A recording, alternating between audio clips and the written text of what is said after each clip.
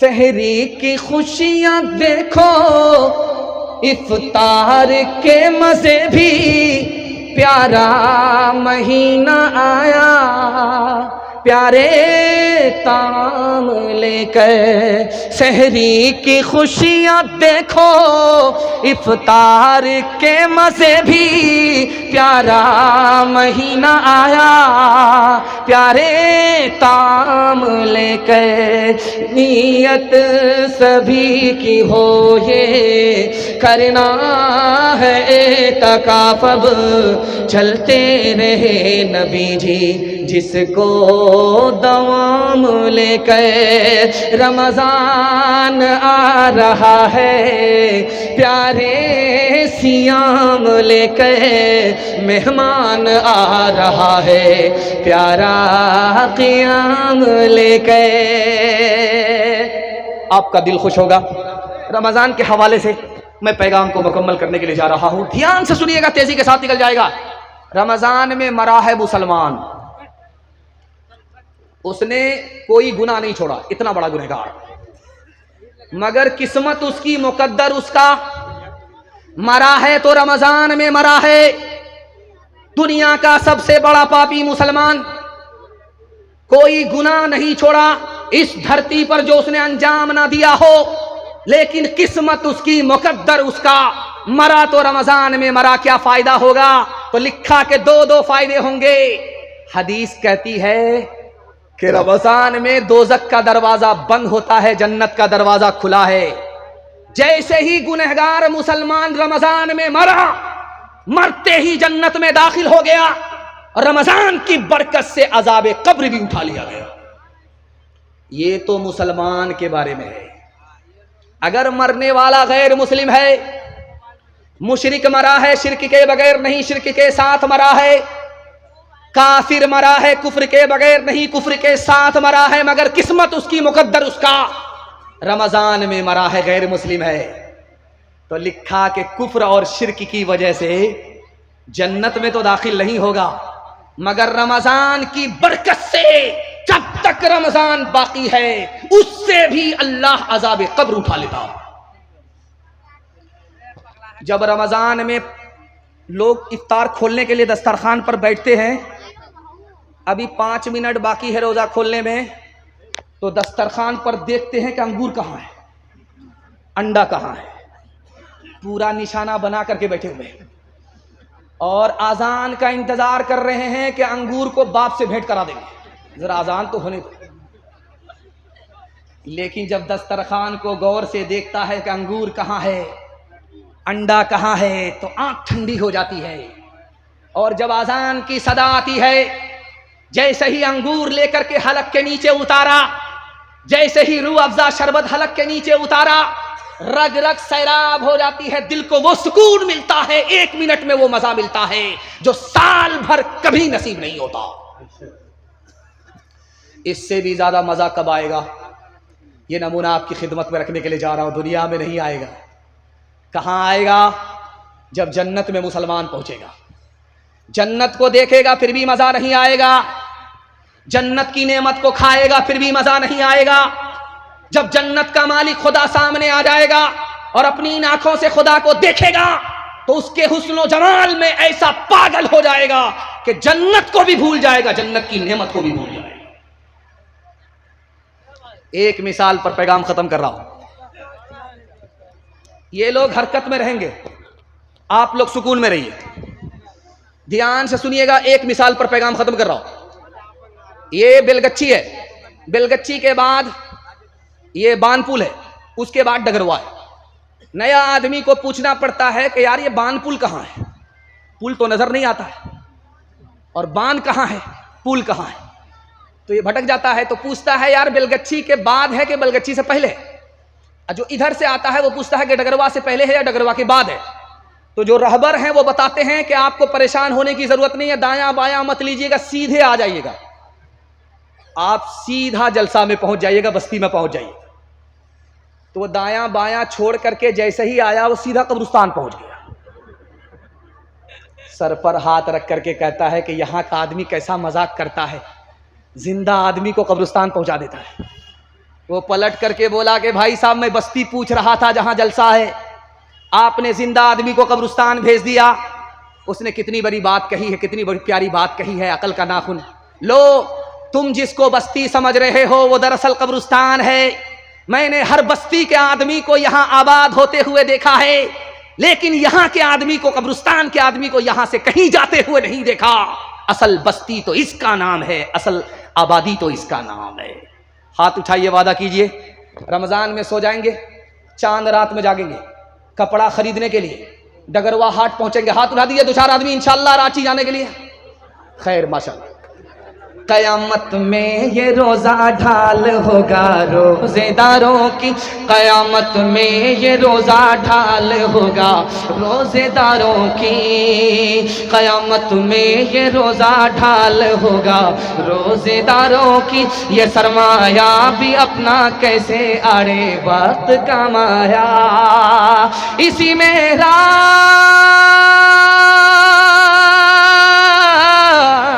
इसी में रात इकाई हजारों माह से अफजल, कि जिसमें चश्मे रहमत से बंदों को सलाम आया, कि जिसमें चश्मे रहमत से बंदों को सलाम आया।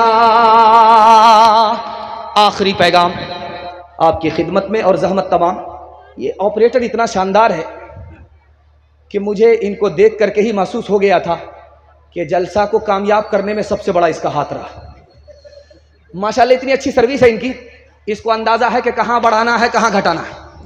और ये माइक इतना जवान है, अगर मैं इससे टकरा गया मुझको बूढ़ा कर देगा। मैं संभल करके आपको बयान सुना रहा हूँ। इतनी दूर से मैं चल करके आपकी खिदमत में आया हूँ। आप बोलेंगे बगल का है, लेकिन जलसा चल रहा है। एक कोने में जलसा होता है, वहाँ से निकल करके दूसरे कोने में आना पड़ता है, फिर यहाँ से जलसा करके तीसरे कोने में निकलना पड़ता है। बहुत दूर से मैं आपकी खिदमत में आया हूँ, लेकिन 3 मिनट का पैगाम सुनाने के लिए आया हूँ।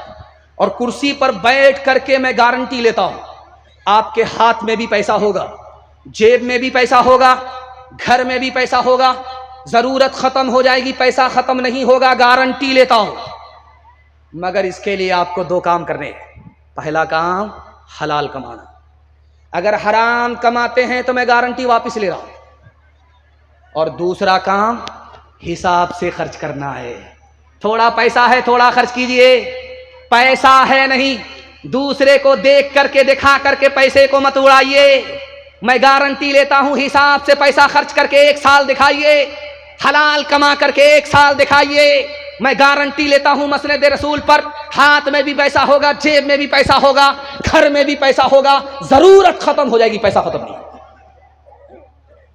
अल्लाह किस पर ज्यादा मेहरबान है, अमीर पर या गरीब पर? आपका दिल बड़ा खुश होगा। जब अमीर आएगा खुदा के पास तो खुदा पूछेगा माल के बारे में, कहां कहां से कमाया था, कहां कहां खर्च किया। जब तक जवाब नहीं आएगा 1 इंच हिल नहीं सकता। कुर्बान जाइए खुदा की मेहरबानी पर। जब गरीब आएगा तो खुदा माल के बारे में नहीं पूछेगा, हाल के बारे में पूछेगा, क्या हाल है, खैरियत तो है। जितना वो गरीब पर मेहरबान है उतना अमीर पर भी मेहरबान है। और एक बात मैं बड़े अदब से कह रहा हूं, मुसलमान माल से गरीब नहीं है, चाल से गरीब है। कैसे? अभी ये रमजान का चांद निकलेगा, इसके बाद ईद का चांद निकलेगा, तो मार्केट में कपड़ा खरीदने में सबसे आगे वो होगा जिसने 1 रोजा नहीं रखा। 1 रोजा नहीं रखा वो कपड़ा खरीदने में सबसे आगे होगा, नमाज पढ़ने में सबसे आगे होगा। और जिसने रोजा रखा होगा उसको आप मार्केट में कम देखेंगे, और ईद में सबसे बाद में नमाज पढ़ते हुए आप देखेंगे। ईद को मुसलमानों ने इबादत रहने नहीं दिया, ईद को मुसलमानों ने त्योहार बनाया। कपड़ा खरीदने में जेब को नहीं देखा, चादर को नहीं देखा, औकात को नहीं देखा। दूसरे को देख करके दिखा करके मुसलमान पैसे को पानी की तरह बहाया, और बहाने के नतीजे में ज़कात के पैसे से भी घर का कपड़ा खरीद लिया, फितरे के पैसे से भी घर का कपड़ा खरीद लिया। जब ज़कात वसूल करने वाला मदरसे का आदमी आया तो उसको गाली दिया, ताना दिया। जब फितरा वसूल करने के लिए गरीब आया तो उसको धक्के दिया।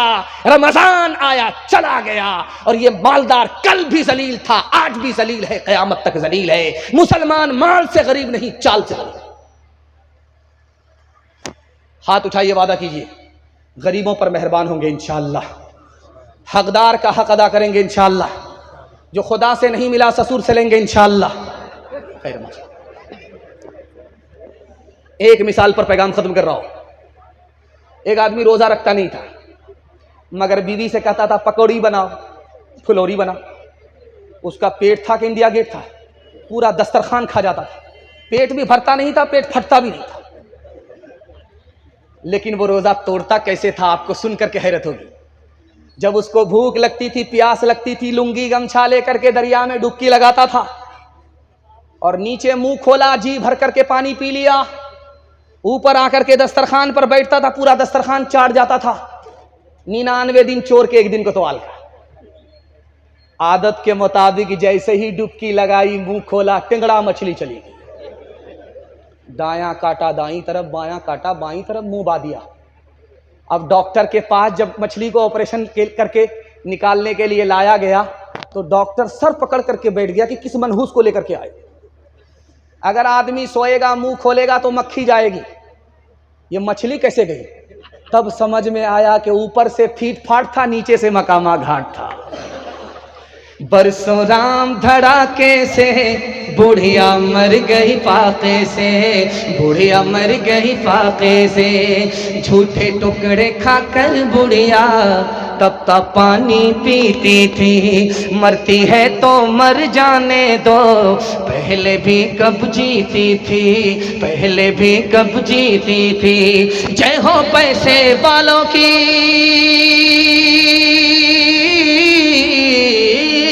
जय हो पैसे वालों की, गेहूं के दलालों की। उनका हद से बढ़ा मुनाफे, कुछ ही कम है डाके से, कुछ ही कम है डाके से। बरसों राम धड़ाके से बुढ़िया मर गई फाके से। कल युग में भी मरती है, सतयुग में भी मरती थी। ये बुढ़िया इस दुनिया में सदा ही फाके करती थी, सदा ही फाके करती थी। जीना उसको रास न था, जीना उसको रास न था, पैसा उसके पास न था। उसके घर को देख के लक्ष्मी मुड़ जाती थी नाके से, मुड़ जाती थी नाके से। बरसों राम धड़ाके से बुढ़िया मर गई फाके से। 5 से 7 मिनट मेरे हिस्से का जलसा है, आप लोग सुनेंगे, मरने के बाद अमल करेंगे। हाथ उठाइए इंशाअल्लाह, हाँ उठाइए, मैं चचा देख चुका हूं, आप बराबर मेरा साथ दे रहे हैं। ध्यान से सुनिएगा, तेजी के साथ निकल जाएगा। बड़ा खूबसूरत पैगाम आप देख रहे हैं। ये मर्दों का पिंडाल है और बगल ही में औरतों का पिंडाल होगा।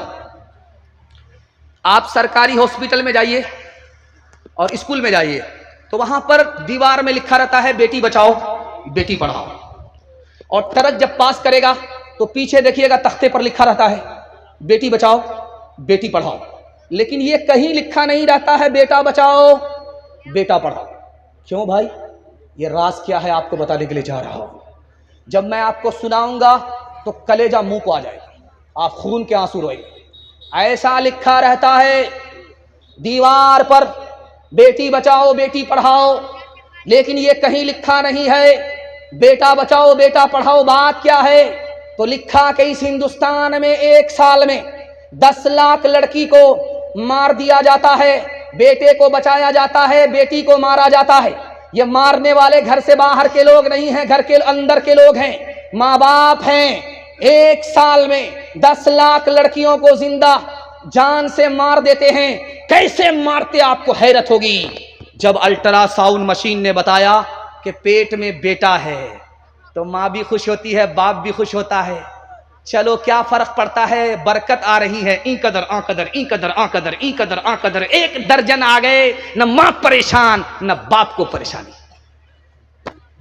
लेकिन जैसे ही अल्ट्रासाउंड मशीन ने बताया कि पेट में बेटी है तो मां से ज्यादा बाप परेशान। इस साल मां ने पैदा किया है, अगले साल यही बाप पैदा करेगा। अब उसको इंजेक्शन के जरिए गिरा दिया गया, गोली खिला करके गिरा दिया गया। 1 साल में माँ बाप के करतूत से 10 लाख मासूम लड़कियों की जान चली गई। इसलिए लिखा रहता है बेटी बचाओ बेटी पढ़ाओ। सर झुका करके बैठा हुआ था, नर्स ने आकर के खबर दिया कि तुम बेटे के बाप हो गए। सर गाड़ करके बैठा हुआ था। जैसे ही नर्स ने खबर दिया कि तुम बेटे के बाप बन गए, सर उठाता है, सीना तानता है, आसमान की तरफ देख रहा है कि जिब्रील वही लेकर के आ रहे। बाप का नाम सुनते ही, बेटे का नाम सुनते ही बाप का सीना चौड़ा हो। सर उठा करके बैठा हुआ था। नर्स ने खबर दिया कि तुम्हारे घर में बेटी हुई है। सर ऐसा गाड़ करके बैठा, सीधा मक्का पहुंच गया। अब हज के बाद ही वापिस आएगा। बेटी पैदा हो मायूस हो जाता है, बेटा पैदा हो बड़ा खुश होता है। पहला सितम। दूसरा सितम दिखाने के लिए जा रहा हूं। ये पूर्णिया है, यहां से भी लोग हज करने के लिए जाते हैं, उम्रा करने के लिए जाते हैं। जब हज में जाते हैं तो बेटी को नहीं बुलाते, बेटा को बुलाते। बेटा को कान में कहते हैं, बेटा मैं सफर में जा रहा हूं, पता नहीं जिंदा आऊंगा या जनाजा उठेगा। जमीन के तुम मालिक हो, मकान के तुम मालिक हो, अकाउंट बैलेंस के तुम मालिक हो। बेटी को बुलाया नहीं, बेटे को सब चीज का मालिक बना दिया।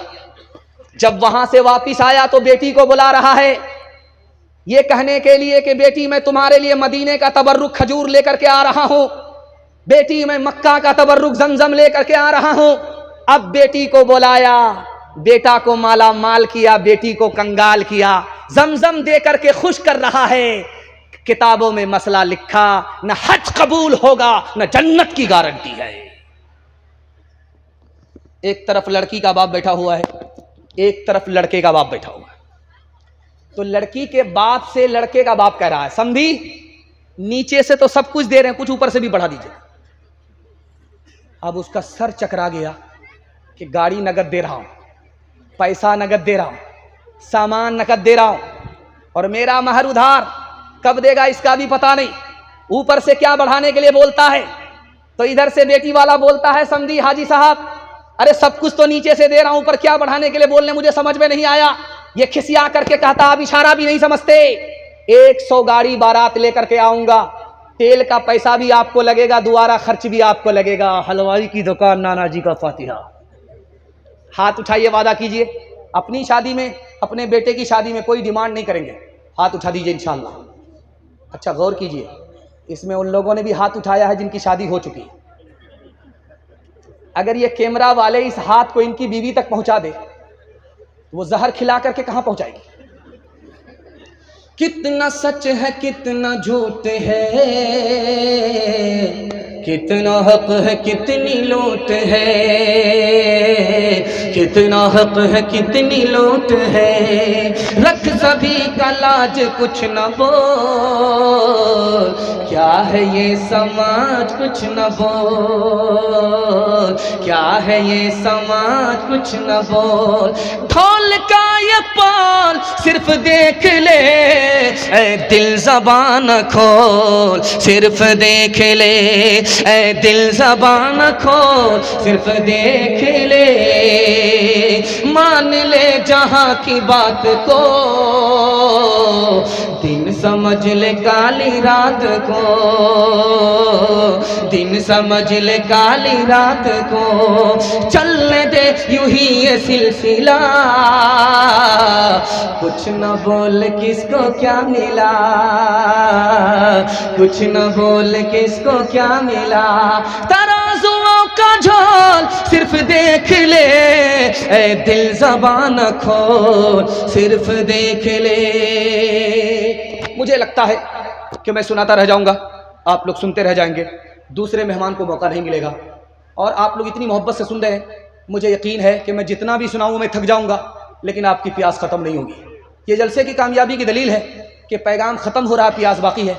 अल्लाह ज़मीन से लेकर के आसमान तक इस जलसे को कबूल फरमाए। आखिरी पैगाम सुना देता हूँ 3 मिनट का। आप लोग यहाँ से लेकर के वहां तक सुनने के लिए तैयार हैं? जोश के साथ हाथ उठाइए इंशाअल्लाह। माँ बाप को माँ बाप कहेंगे, सास ससुर को किबला और काबा कहेंगे। हाथ उठाइए इंशाअल्लाह। खैर, बड़े बड़े की चोरी पकड़ी गई है। देखिए, रमजान में माँ बाप के नाफरमान की माफी नहीं होती। खुदा का नाफरमान छोटा नाफरमान है, माँ बाप का नाफरमान खुदा के नाफरमान से भी बढ़ करके। क्यों? खुदा का नाफरमान है, खुदा ने माफ कर दिया, अब नाफरमान नहीं रहा। और माँ बाप का नाफरमान, अगर माँ बाप माफ ना करे तो खुदा भी माफ नहीं करता। खुदा के नाफरमान से बढ़कर माँ बाप का नाफरमान। रमजान आया और चला गया, अगर उसने तौबा नहीं की, उसकी माफी नहीं हुई। जब रमजान में माफी नहीं हुई तो कब माफी होगी? 3 फर्क है माँ बाप में और औलाद में। इसको सुनाता हूं, पैगाम खत्म कर रहा हूं। अभी क्या क्या डाउन होगा वो जाने दीजिए। किसी भी औरत को अगर कुर्सी पर देखिए बैठी हुई और गाल पर हाथ है तो समझ जाइए इसको सदमा। किसी भी औरत को, गौर कीजिए, इधर आप ध्यान दीजिए, वो लोग अपनी सेटिंग कर रहे हैं, आप लोग इधर ध्यान दीजिए। 3 ही मिनट का मेरा पैगाम है, जलसा निकल रहा है, ध्यान से सुनिएगा। कोई औरत कुर्सी पर बैठ करके गाल पर हाथ रखे तो समझ जाइए इसको कोई सदमा है। पूछने वाले ने पूछा कि तुमको चांद जैसा शौहर मिला, जन्नत जैसा घर मिला, फिर कौन सा सदमा है? उस औरत का जवाब सुनिए। माँ बाप की हस्ती कितनी बड़ी है आपको समझ में आ जाएगा। उस औरत ने कहा कि शादी को 1 साल हो गया, 2 साल हो गए, गोद में बच्चा नहीं तो कुछ भी अच्छा नहीं। माँ बाप की वो हस्ती है, बच्चा है तो सब कुछ अच्छा लगता है, बच्चे के बगैर कुछ भी अच्छा नहीं लगता। ये बगल में पूर्णिया जंक्शन है, रेलवे स्टेशन है, और इधर कटिहार रेलवे स्टेशन है। आपका बच्चा कहाँ रहता है? बंबई में, पंजाब में। जब वहां से आता है तो फोन करता है आपको, अब्बा मैं आ रहा हूं। बीवी से कहता है मोहतरमा मैं आ रहा हूं। बच्चे से कहता है बेटे मैं आ रहा हूं। अब उसको कटिहार पहुंचते पहुंचते रात हो जाती है और घर पहुंचते पहुंचते सुबह हो जाती है। माँ बाप में और औलाद में, बीवी में फर्क दिखा रहा हूं। जब वो घर पहुंचता है सुबह में तो देखता है कि बेटे खर्राटे ले रहे हैं, बीवी बेखबर सो रही है। बूढ़े माँ बाप जाग करके अपने मुसाफिर का इंतजार कर रहे हैं। माँ बाप में, बीवी में, औलाद में ये फर्क है। आखिरी फर्क बता रहा हूं, कभी कभी माँ बाप का झगड़ा बेटे से हो जाता है और कभी बेटे का झगड़ा माँ बाप से हो जाता है, लेकिन दोनों झगड़े का फर्क दिखा रहा हूं। माँ बाप का झगड़ा हुआ बेटे से, माँ बाप घर छोड़ करके भाग गए, सुबह को भागे शाम में लौट गए, शाम में भागे सुबह को लौट गए। बेटों ने ताना मारा कि जब भागना था तो आए क्यों, जब आना था तो भागे क्यों? तो माँ बाप का जवाब सुनिए, कुर्बान जाइए उसकी मोहब्बत पर। कहते हैं हमारी नफरत पर तुम्हारी मोहब्बत गालिब आ गई, इसलिए आ गए। लेकिन जब